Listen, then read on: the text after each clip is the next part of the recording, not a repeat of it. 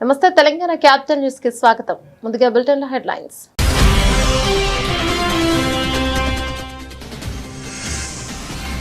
CM Chandrababu అధ్యక్షతన 6వ SIPB సమావేశం. ప్రాజెక్టులకు సంబంధించి 33,000 కోట్ల పెట్టుబడులకు ఆమోదం.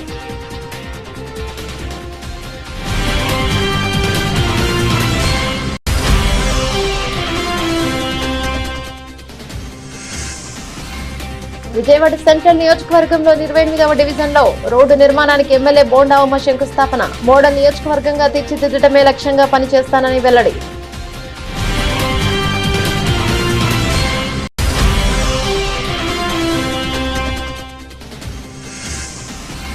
వైసీపీ నేత వల్లభనేని వంశీని జైలు నుంచి హుటాహుటిన ఆసుపత్రికి తరలించిన అధికారులు. గత కొద్ది రోజులుగా శ్వాస తీసుకోవడంలో ఇబ్బంది పడుతున్న వంశీ.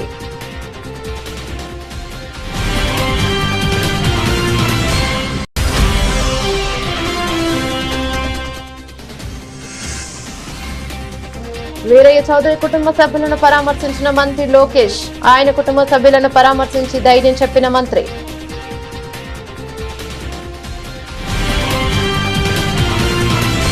సీఎం చంద్రబాబు అధ్యక్షతన 6వ ఎస్ఐపిబి సమావేశం నిర్వహించడం జరిగింది. 19 ప్రాజెక్టులకు సంబంధించి 33,000 కోట్ల పెట్టుబడులకు ఆమోదం తెలిపారు. ఎనర్జీ, టూరిజం, ఐటీ, ఎలక్ట్రానిక్స్ రంగాలు 35,000 మందికి ఉద్యోగ అవకాశాలు కల్పించనున్నారు. ఇప్పటి వరకు 6 ఎస్ఐబిబిలో 76 ప్రాజెక్టుల ద్వారా 4,95,796 కోట్ల పెట్టుబడులకు ఆమోదాన్ని తెలిపారు. రాష్ట్రంలో పారిశ్రామిక ప్రగతికి వేగంగా అడుగులు పడుతున్నాయి. కూటమి ప్రభుత్వం తీసుకువచ్చిన నూతన పాలసీలతో రాష్ట్రంలో పెట్టుబడులు పెట్టేందుకు దేశ విదేశీ సంస్థలు ఆసక్తి చూపిస్తున్నాయి. గత ప్రభుత్వం విధానాలతో రాష్ట్రంపై విశ్వాసం కోల్పోయిన పారిశ్రామికవేత్తలను తిరిగి రాష్ట్రానికి రప్పించేందుకు ప్రభుత్వం చేస్తున్న ప్రయత్నాలు ఫలితాలను ఇస్తున్నాయి. 11 నెలల కాలంలో ఎస్ఐపిబి ఇప్పటికీ 6 సార్లు సమావేశం కాగా 76 ప్రాజెక్టులకు సంబంధించి 4,95,796 కోట్ల పెట్టుబడులకు ఆమోదాన్ని తెలిపింది. వీటి ద్వారా 4,50,934 మందికి ఉద్యోగ అవకాశాలు, ఉపాధి అవకాశాలు కలుగుతున్నాయి. తాజాగా గురువారం సచివాలయంలో సీఎం చంద్రబాబు నాయుడు అధ్యక్షతన జరిగిన 6వ ఎస్ఐపిబి సమావేశంలో 19 ప్రాజెక్టులకు ఆమోదం తెలిపారు. వీటికి సంబంధించి 33,000 కోట్లకు పైగా పెట్టుబడులకు ఆమోదం తెలిపారు. ఎనర్జీ, టూరిజం, ఐటీ, ఎలక్ట్రానిక్స్ రంగాల్లో ఈ పెట్టుబడుల ద్వారా దాదాపు 35,000 మందికి ఉద్యోగ అవకాశాలు లభించనున్నాయి. సెంట్రల్ నియోజకవర్గ సమగ్ర అభివృద్ధి మోడల్ నియోజకవర్గంగా తీర్చిదిద్దడమే లక్ష్యంగా పనిచేస్తున్నట్లు ఎమ్మెల్యే బోండా ఉమామేశ్వరరావు చెప్పారు. నియోజకవర్గంలో ప్రతి డివిజన్లోనూ ప్రజా సమస్యలపై సంపూర్ణ అవగాహన తనకుందని, ఆయా సమస్యల పరిష్కారానికి చర్యలు తీసుకుంటామని వివరించారు. సెంట్రల్ నియోజకవర్గంలోని సత్యనారాయణపురం 28వ డివిజన్లో దీర్ఘకాలంగా పరిష్కారానికి నోచుకొని నర్రావారి వీధి స్వర హాస్పిటల్ రోడ్డు నిర్మాణానికి శాసనసభ్యులు బోండా ఉమామేశ్వరరావు శంకుస్థాపన చేశారు. ఈ సందర్భంగా ఆయన మాట్లాడుతూ నియోజకవర్గంలో ప్రధాన సమస్యలుగా ఉన్న ఆర్ఓబి, ఆర్యుబిల నిర్మాణంపై దృష్టి సారించామన్నారు. 2009లో మొదలుపెట్టిన గుణదల ఆర్ఓబి నిర్మాణ పనులను టీడీపీ ప్రభుత్వం ప్రతిష్టాత్మకంగా తీసుకొని పూర్తి చేస్తోందని చెప్పారు. గుణదలలోనే మరొక వైపున ఆర్ఓబి నిర్మాణంకు కేంద్ర రాష్ట్ర ప్రభుత్వాలు గ్రీన్ సిగ్నల్ ఇచ్చారని తెలిపారు. మధురానగర్ పప్పుల మిల్లు సెంటర్లో ఆర్యుబి నిర్మాణం చేస్తామన్నారు. ఇప్పటికే నియోజకవర్గంలో సుమారుగా 200 కోట్ల రూపాయలతో అభివృద్ధి పనులు జరుగుతున్నాయని, కొన్ని పనులు ఇప్పటికే పూర్తయినట్లు వివరించారు. స్థానిక కార్పొరేటర్ వీరమాచినేని లలిత మాట్లాడుతూ ఎంతో కాలంగా నర్రావారి వీధి రహదారి నిర్మాణానికి ప్రతిపాదనను పంపిన గత ప్రభుత్వం విధులు కేటాయించలేదన్నారు. ఈ నియోజకవర్గంలో నేను శాసనసభ్యుడిగా తెలుగుదేశం ప్రభుత్వం వచ్చినాక అభివృద్ధి పనులు వేగవంతమైనవి. గతంలో 5 సంవత్సరాలు మాకు పార్టీ నుంచి కార్పొరేటర్లు ఉన్నా అన్ని రకాలుగా కూడా వాళ్ళు పెట్టిన ప్రతిపాదనని పెండింగ్లో పెట్టి ఇబ్బందులకు గురి చేశారు. ఈరోజు తెలుగుదేశం ప్రభుత్వం వచ్చినాక అభివృద్ధి వేగవంతమైంది. ఇప్పటికీ 200 కోట్ల పైన నియోజకవర్గంలో అభివృద్ధి పనుల్ని వేగవంతం చేసాం. శంకుస్థాపనలు కానీ పూర్తి చేయటం కానీ జరిగింది.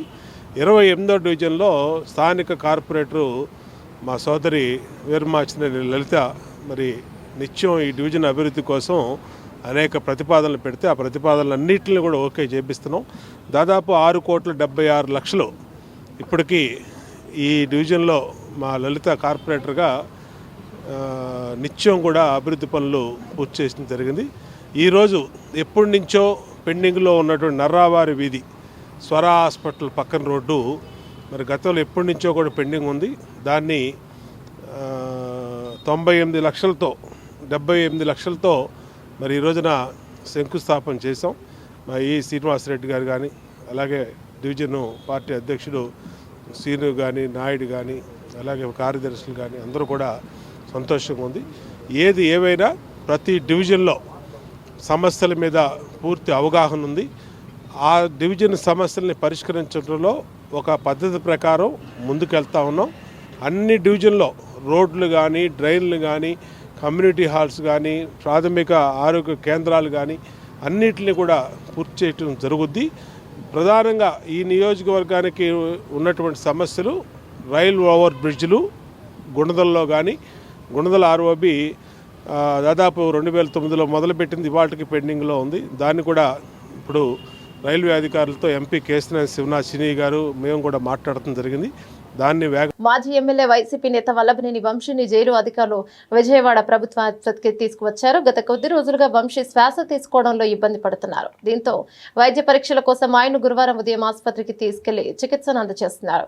శ్వాస తీసుకోవడంలో ఇబ్బందులు పడుతున్న విషయాన్ని నిన్న ఏసీబీ కోర్టుకు వంశీ విన్నవించారు. ఇక దీంతో ప్రభుత్వ ఆసుపత్రిలో చికిత్స చేయించాలని కోర్టు ఆదేశించింది. క్రమంలో ఈరోజు జిల్లా జైలు నుంచి వంశీని జైలు అధికారులు ఆసుపత్రికి తరలించి వైద్య చికిత్సను అందిస్తున్నారు. వైద్యుల పరీక్షల అనంతరం జైలుకు వంశీని తరలించారు.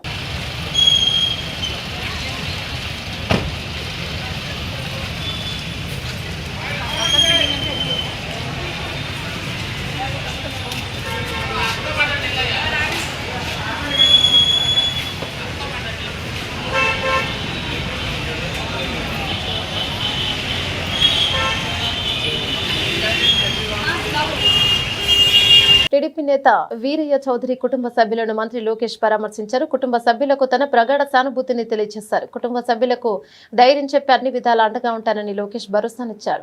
ఇటీవల ఒంగోలులో దారుణ హత్యకు గురైన టీడీపీ నేత మాజీ ఎంపీపీ ముప్పవరపు వీరయ్య చౌదరి కుటుంబ సభ్యులను విద్య, ఐటీ శాఖల మంత్రి నారా లోకేష్ పరామర్శించారు.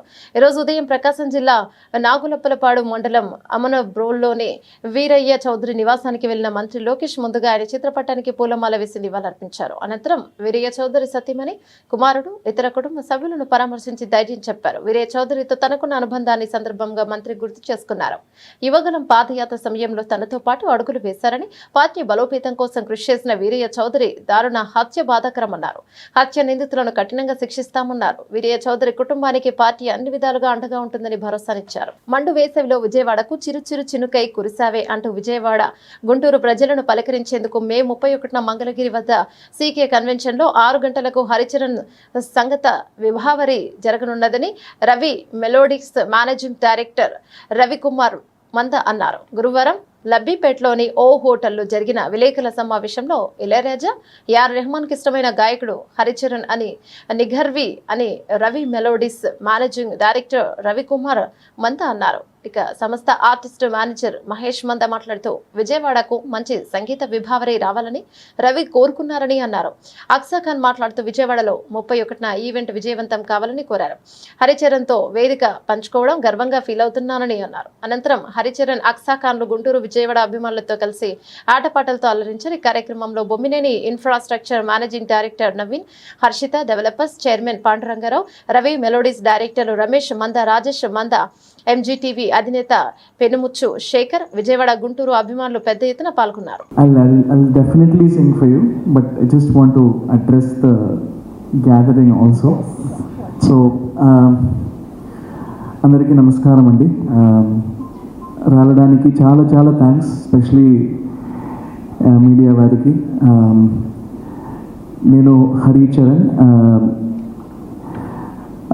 ఇప్పటి వరకు 20 సంవత్సరాలు నేను చాలా చాలా సాంగ్స్ పాడాను ఫిలిం ఇండస్ట్రీలో, especially south Indian, Telugu, Tamil, Malayalam, Kannada, Hindi. But very very specially I have sung చాలా అందంగా సాంగ్స్ తెలుగు ఫిలిమ్స్లో పాడాను. ఆ పాటలకు అందించిన ప్రేమకు చాలా చాలా థ్యాంక్స్, ధన్యవాదాలు. To all the listeners, all the wonderful people who have always given me love and support for the songs, and chala chala thanks andi for all the support. I have done a lot of shows all over the world and in India, but this will be my first ever public show in Vijayawada.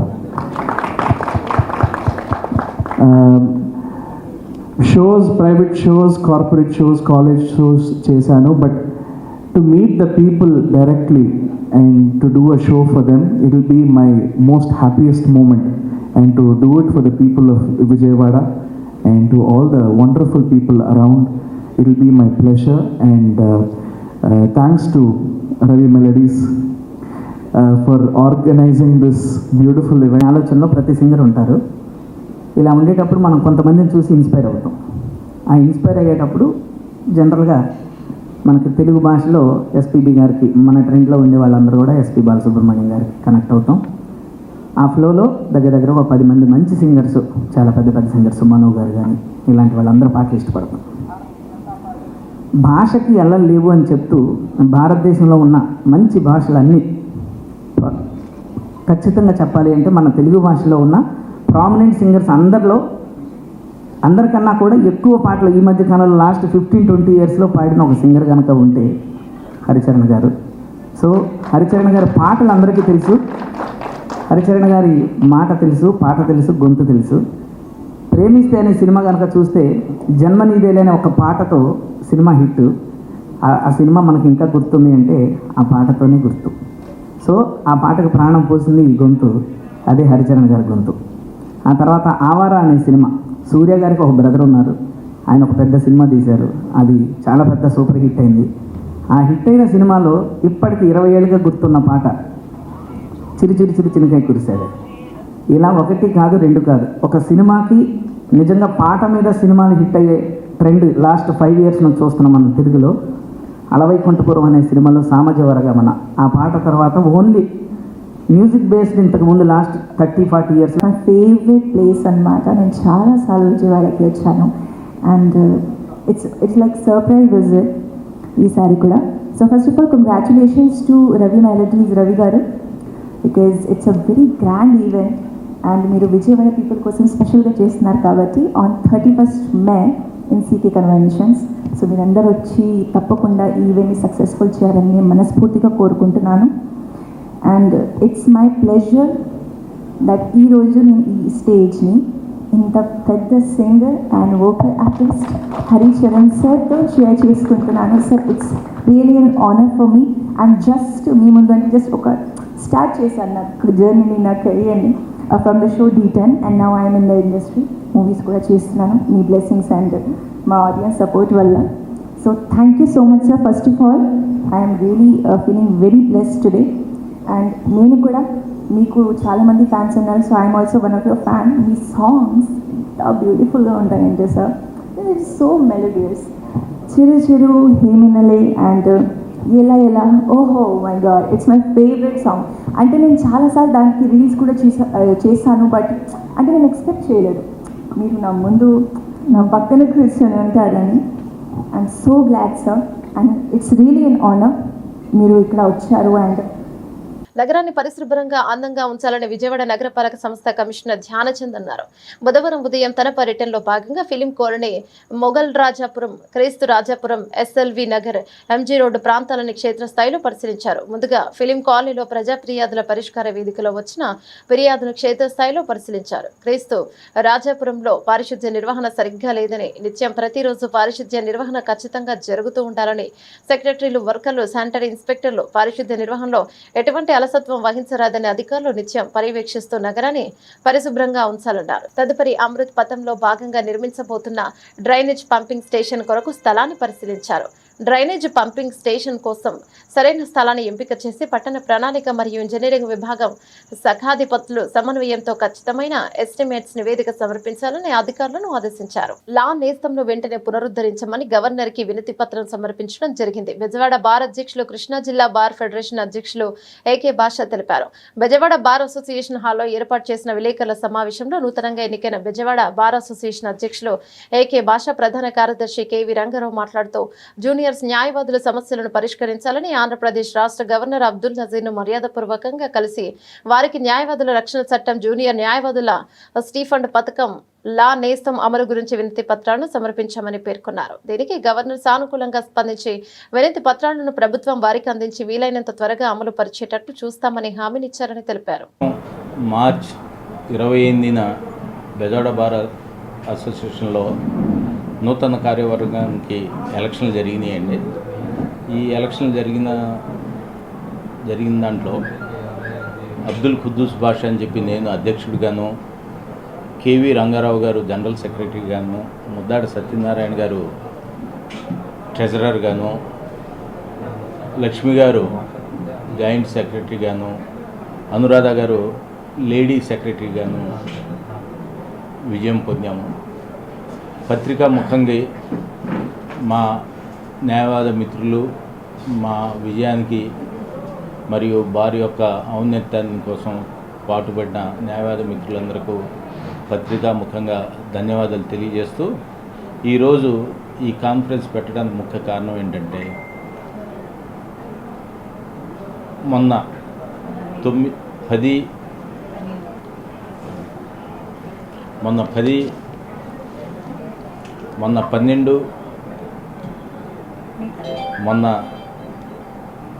మే 12వ తారీఖున మన governor గారైన justice Abdul Nazir గారిని మా governing body కలిసాము. Governing body కలిసి మర్యాదపూర్వకంగా కలిసాము. ఆయన కలిసిన తర్వాత మాతో 40 నిమిషాల దాకా రాష్ట్రం యొక్క అభివృద్ధి గురించి, రాష్ట్రం యొక్క మంచి చెడుల గురించి, మా ప్రాక్టీసు, మా న్యాయవాదుల మిత్రుల యొక్క కష్టాలు సుఖాలు వీటి గురించి డిస్కస్ చేసుకుంటూ 2 వినతి పత్రాలు ఇచ్చామండి మన న్యాయవాదుల తరఫున.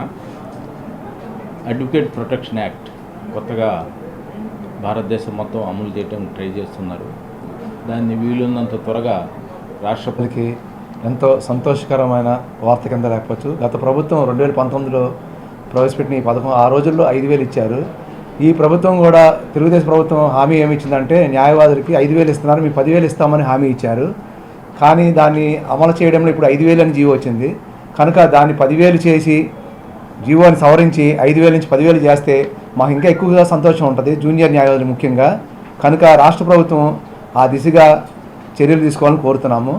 గవర్నర్ గారి దగ్గరికి వెళ్ళి మేము వెంటనే ఇవ్వగానే అర్జీ ఆయన ఎమ్మని స్పందించి ప్రభుత్వ వర్గాలతో చర్చించి ఈ జీవో రావడం చాలా సంతోషకరంగా ఉంది. మా బెజవాడ బార్ అసోసియేషన్ తరఫున గవర్నర్ గారికి అలాగే రాష్ట్ర ముఖ్యమంత్రి గారికి ధన్యవాదాలు తెలుపుకుంటున్నాము. ప్రధాని మోడీ పరిపాలనను మెచ్చి అనేక మంది భారతీయ జనతా పార్టీలో చేరుతున్నారని ఆ పార్టీ రాష్ట్ర అధ్యక్షురాలు దగ్గుబాటి పురంధరేశ్వరి అన్నారు. పార్టీలో చేరిన వారు నూతనోత్సాహంతో బీజేపీ అభ్యున్నతికి కృషి చేయాలని ఆమె పిలుపునిచ్చారు. బీజేపీ రాష్ట్ర అధ్యక్షురాలు దగ్గుబాటి పురంధరేశ్వరి ఆధ్వర్యంలో ఎన్ఆర్ఐలు సుధారెడ్డి, నాగేశ్వరరావు భారతీయ జనతా పార్టీలో చేరారు. విజయవాడ పార్టీ రాష్ట్ర కార్యాలయంలో పురంధరేశ్వరి కాషాయ కండువా కప్పి పార్టీలోకి సాదరంగా ఆహ్వానించారు. అనంతరం పురంధరేశ్వరి మాట్లాడుతూ ప్రధాని మోదీ విధానాలు నచ్చి అనేక మంది బీజేపీలో చేరుతున్నారని చెప్పుకొచ్చారు. భారతదేశాన్ని అభివృద్ధి పదంలో ప్రధాని మోదీ తీసుకువెళ్తున్నారని, దృఢమైన నాయకత్వంలో దేశాన్ని నడిపిస్తున్నారన్నారు. 370 ఆర్టికల్, ట్రిపుల్ తలాక్, పాక్ కవింపు చర్యలను తిప్పికొట్టడంలో మోడీ చేస్తున్న సాహసాలను చూసి తమ పార్టీలోకి వస్తున్నారని పేర్కొన్నారు. నూతనంగా చేరిన వారు పార్టీలో కుటుంబ సభ్యులుగా పనిచేస్తూ బలోపేతం చేసే దిశగా అడుగులు వేయాలన్నారు. అహల్యబాయ్ హోల్కర్ గారి 300వ జయంతి మే 31వ తేదీన జరగనున్నటువంటి సందర్భంలో వారి ప్రస్థానాన్ని గుర్తు చేసుకుంటూ వారు ఏ విధంగా సంక్షేమం కావచ్చు, సామాజిక న్యాయం కావచ్చు, లేకపోతే సమసమాజ స్థాపనకి వారి జీవితాన్ని అంకితం చేసినటువంటి సందర్భంలో భారతీయ జనతా పార్టీ కూడా అదే దిశగా వెళ్తున్నటువంటి నేపథ్యంలో ఒక్కసారి వారిని గుర్తు చేసుకుని వారి జీవితాన్ని సెలబ్రేట్ చేస్తూ రాష్ట్ర వ్యాప్తంగా మాత్రమే కాకుండా దేశవ్యాప్తంగా కూడా వారి గురించి తెలియజేయాలి అనేటువంటి ఆలోచనతోటి కేంద్ర నాయకత్వం భారతీయ జనతా పార్టీకి సంబంధించి దేశవ్యాప్తంగా 2,000 కార్యక్రమాలు చేయాలి అని చెప్పి నిర్ణయం చేయటం జరిగింది. చాలా వరకు కూడా మన భారత చరిత్ర కనుక మనం చూసుకున్నట్లయితే మన ఇతిహాసం ఏదైతే ఉందో పాశ్చాత్యులు రాశారు. మన చరిత్రని భారతీయులు రాశారు అని చెప్పడానికి చాలా కొద్దిపాటి రుజువు మాత్రమే మన దగ్గర ఉన్నది. అంటే ఇంచుమించుగా మనం కనుక హిస్టరీని చూసినట్లయితే, మన హిస్టరీ బుక్స్ని కనుక చూసినట్లయితే అవన్నీ కూడా పాశ్చాత్యులు మనకిచ్చినటువంటి సమాచారమే మన పాఠ్యపుస్తకాల్లో ఇవాళ ఉన్నటువంటి సందర్భం.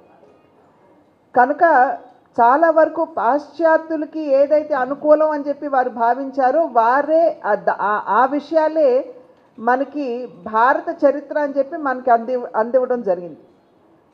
ఆ సందర్భంలో మన భారతదేశంలో అనేక మంది మహనీయులు వారి జీవితాన్ని దేశ సేవకి, దేశ స్వాతంత్ర పోరాటానికి అంకితం చేసినప్పటికీ కూడా చాలా వరకు వారి పేర్లు మనకి చరిత్ర పుటల్లో మనకి కనిపించవు.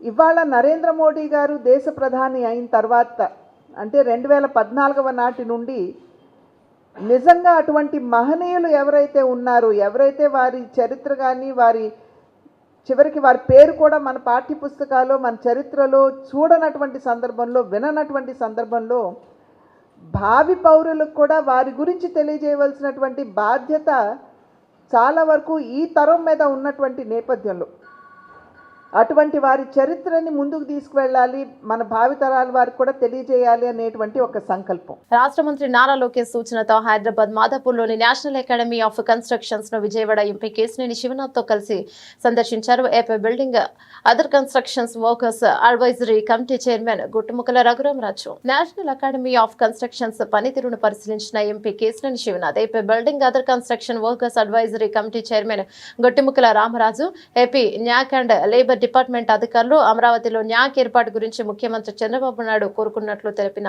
MP Kesineni Sivanath, AP building other constructions workers advisory committee chairman Guttumukkala Raghuramaraju, ఏపీకి ఇలాంటి ఇన్స్టిట్యూట్ వచ్చే వరకు రాష్ట్ర ప్రజలకు న్యాక్ సపోర్ట్ కావాలని న్యాక్ అధికారులను కోరిన MP Kesineni Sivanath, AP building other constructions workers advisory committee chairman Guttumukkala Raghuramaraju మరియు ఆనాటి ఉమ్మడి రాష్ట్ర ముఖ్యమంత్రి చంద్రబాబు నాయుడు మానసపుత్రిక ఈరోజు దేశంలోనే నెంబర్ 1 గా ఉందని ఆయన చెప్పారు. ముఖ్యమంత్రి నారా చంద్రబాబు నాయుడు గారి ఆధ్వర్యంలో ప్రారంభించడం జరిగింది. ఆ తర్వాత ఈ ఇన్స్టిట్యూట్ దినదినాభివృద్ధి చెంది ఇవాళ తర్వాత వచ్చిన ప్రభుత్వాలు కూడా ఈ ఇన్స్టిట్యూట్ని చక్కగా తీసుకువెళ్లి ఇవాళ ఈ ఇన్స్టిట్యూట్ దేశంలోనే నెంబర్ 1 ఇన్స్టిట్యూట్గా తయారైందంటే అందరికీ, 2 రాష్ట్రాల్లో ఉన్న తెలుగు ప్రజలకి ఇదంతా చాలా ఆనందకరమైన విషయం. ఎందుకంటే 2014 వరకు 3 లక్షల మందికి సివిల్ ఇంజనీరింగ్ చేసిన వాళ్ళు కానీ, లేకపోతే అన్స్కిల్ లేబర్ కానీ స్కిల్ లేబర్లుగా ట్రైనింగ్ ఇచ్చి 2014 నుంచి రాష్ట్రం విడిపోయినాక కూడా దేశం మొత్తం మీద విదేశాల నుంచి కూడా ఇక్కడికి వచ్చే విధంగా ఇన్స్టిట్యూట్ డెవలప్ అయ్యి దాదాపు 2 లక్షల మందికి, రాష్ట్రం విడిపోయిన కానీ 2 లక్షల మందికి ట్రైనింగ్ ఇవ్వడం, ఇటువంటి గొప్ప స్కిల్ డెవలప్మెంటే కాకుండా, పీజీ డిప్లొమా కోర్సులు కాకుండా, ఇంజనీర్లకే అన్స్కిల్ లేబరే కాకుండా కళాశాలల నుంచి వచ్చే ఇంజనీర్లకు కూడా ట్రైనింగ్ ఇస్తా సరికొత్తగా ఈ మధ్యనే తెలంగాణ రాష్ట్ర ప్రభుత్వం ఆధ్వర్యంలో ఫిలిం ఇండస్ట్రీకి కూడా ఒక స్కిల్ డెవలప్మెంట్ సెంటర్ పెట్టి ఎంతో మంది సినీ కార్మికులు అన్స్కిల్ లేబర్ గా చాలా మంది ఉన్నారు, వాళ్ళకు కూడా స్కిల్ గా తయారు చేస్తున్న ఇటువంటి ఇన్స్టిట్యూట్ 2 తెలుగు రాష్ట్రాలకే కాదు దేశం మొత్తానికి కూడా ఒక అదృష్టంగా భావించాలి. ఇటువంటి ఇన్స్టిట్యూట్స్ మొత్తం మేము కూడా ఆంధ్రప్రదేశ్లో ఆల్రెడీ మాకు కూడా దీంట్లో బైఫర్కేషన్ కొన్ని ఇన్స్టిట్యూట్స్ వచ్చినాయి. అమరావతిలో ఇటువంటి ఇన్స్టిట్యూట్ రావాలని గౌరవ ముఖ్యమంత్రి చంద్రబాబు నాయుడు గారిని కోరటానికి ముందుగా మేము ఆల్రెడీ ఆయన మదిలో ఉంది. ఆల్రెడీ అమరావతిలో కొన్ని ప్రాసెస్ స్టార్ట్ చేయండి, కానీ ఎట్లా పనిచేస్తుంది అనేది మేము కూడా పరిశీలించడానికి నేను, మా రఘు, అంతేకాకుండా మాకు ఆంధ్రప్రదేశ్లో ఎన్ఏసీకి సంబంధించిన అధికారులు అందరూ కూడా వచ్చి చూడటం జరిగింది. నిజంగా అద్భుతం. Thank you. ఇటువంటి మాకు ఇచ్చిన ప్రజెంటేషన్ చూస్తేనే చాలా బాగుంది. తప్పకుండా ఇక్కడ ఉన్న ఎన్ఏసీలో పనిచేస్తున్న డైరెక్టర్లు కానీ, స్టాఫ్ కానీ, ఇటువంటి ప్రతిష్టాత్మక ఇన్స్టిట్యూట్ని ఈ విధంగా రన్ చేస్తున్నందుకు అందరికీ థ్యాంక్ యూ చెప్తా. మాకు కూడా ఇటువంటి ఇన్స్టిట్యూట్ వచ్చే సమయం వరకు కూడా మీ సపోర్ట్ మాకు కూడా కావాలి. మా దగ్గర బోల్డంతమంది నిరుద్యోగులు ఎక్కువ మంది ఉన్నారు. వాళ్ళందరినీ ఇటువంటి చిన్న చిన్న పోస్టులు, అంటే రేపు రాబోయే కాలంలో అమరావతికి ఎంతో మంది ఇంజనీర్లు కావాలి, ఎంతో మంది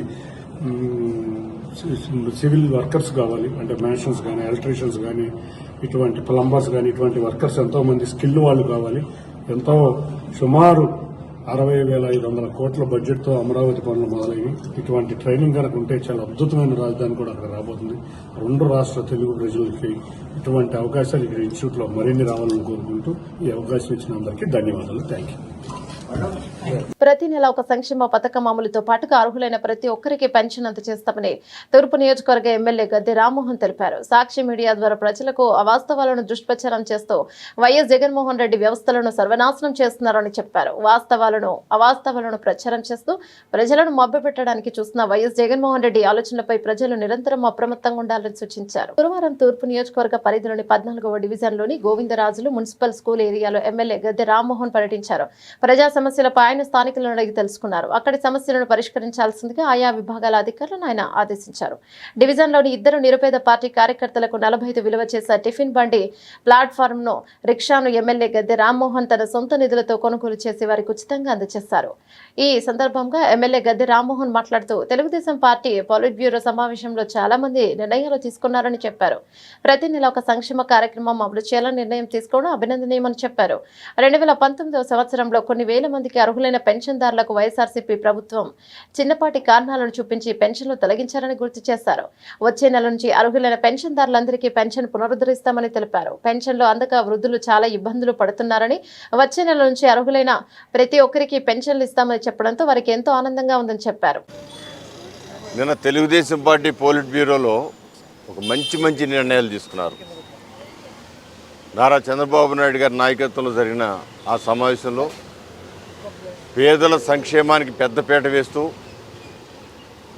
ప్రతి నెలా కూడా ఒక సంక్షేమ కార్యక్రమం చేపట్టాలని చెప్పి ఆలోచన చేయటమే కాకుండా మరి ముఖ్యంగా 2014-19లో ఉన్న పెన్షన్లు 2019-24లో కొన్ని వేల మందికి పెన్షన్లు తీసేసి వాళ్ళన్న రోడ్డును పడేటట్టు చేసిన వైఎస్ఆర్సీపీ పార్టీ దానికి గుణపాఠంగా 2019-24లో ఎవరు పెన్షన్లు అయితే తీయబడ్డాయో వాళ్ళందరూ కూడా పెన్షన్లు పునరుద్ధరిస్తామని చెప్పి నేను అనౌన్స్ చేస్తే చాలా ఆనందంగా ఉంది.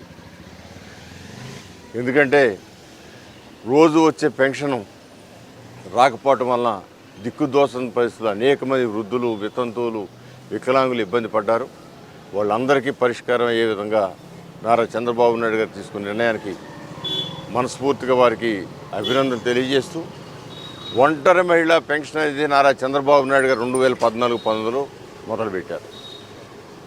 అది సిద్ధాంతపరంగా ఏ దిక్కు లేని మహిళకి ఇచ్చే ఉపశమనంగా ఆ కార్యక్రమం ఏర్పాటు చేస్తే జగన్మోహన్ రెడ్డి రాగానే ఒంటరి మహిళ అనే పెన్షనే తీశారు. ఈ రోజున సుమారు 1,00,000 మంది ఒంటరి మహిళలకు పెన్షన్ ఇవ్వాలని చెప్పి మరలా నిర్ణయం తీసుకోవటం అది కూడా మంచి పరిణామం.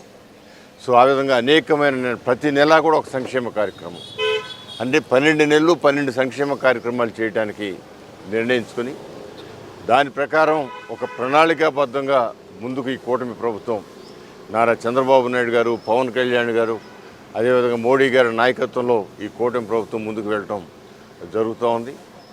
అంతేకాదు అనేకమైన విషయాలు చర్చించి ఎవరెవరికి ఇవ్వాలో అభివృద్ధి సంక్షేమం కూడా సమాన స్థాయిలో చూసుకుని వెళ్ళే విధంగా సంపద సృష్టించి పేదవాడికి సంక్షేమానికి ఇవ్వాలని చెప్పి ఆలోచన చేస్తూ ముందుకు వెళ్తున్న ముఖ్యమంత్రి గారికి మనందరం కూడా అండగా ఉండాలా. అనేకమైన అవాస్తవాలు.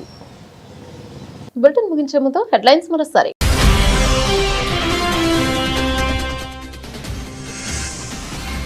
సీఎం చంద్రబాబు అధ్యక్షతన 6వ SIPB సమావేశం. ప్రాజెక్టులకు సంబంధించి 33,000 కోట్ల పెట్టుబడులకు ఆమోదం.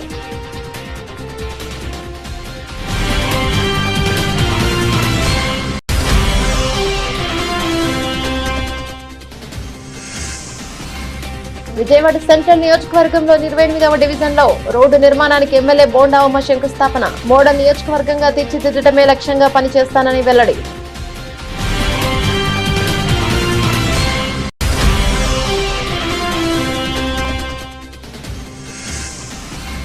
వైసీపీ నేత వల్లభనేని వంశీని జైలు నుంచి హుటాహుటిన ఆసుపత్రికి తరలించిన అధికారులు. గత కొద్ది రోజులుగా శ్వాస తీసుకోవడంలో ఇబ్బంది పడుతున్న వంశీ.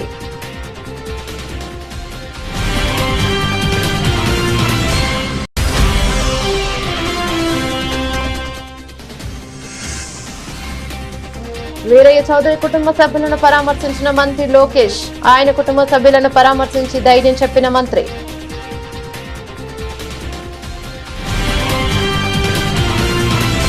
ఇవే బులెటిన్ డీటెయిల్స్. మరో బులెటిన్ లో మళ్ళీ కలుసుకుందాం. అందరికి సెలవు. నమస్తే.